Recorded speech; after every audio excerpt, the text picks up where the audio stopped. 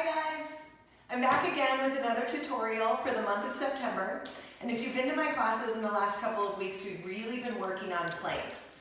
Nellie's going to join me because she loves them so much. Why we've been focusing on planks is because I oftentimes find that a lot of times we're rushing through it. Usually we're really tired from whatever else that we're doing in a traditional flow class.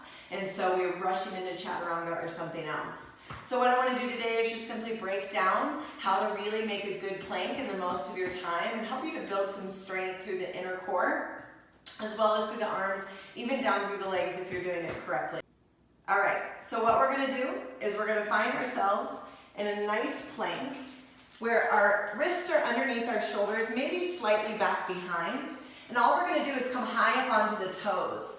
Now a lot of times we usually stay on the tops of the feet, but what I really want you to do is to come high up onto those tippy toes. So we're really finding a nice strong plank here where we're pushing down into our palms, and then we start to build from here. So I want you to draw those belly buttons up and in and really push down into the heels of the hands, gripping the mat with your fingertips and feeling those shoulder blades pull apart. Always knowing that in any class you can come down to your knees, untucking the toes, and really finding the alignment here. It's the same thing as if we're up and nice and high.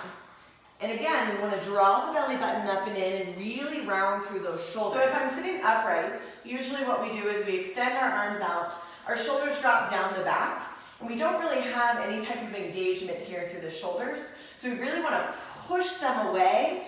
As we do that, we find this curvature through the spine where we're drawing the belly up and in. It's nice and engaged through our abdominal region, and we're pushing those palms down away from us. We find that roundness in the top of our cervical spine. So again, I encourage you to come high on the tippy toes, push the shoulder blades away, and really engage. Thanks, guys.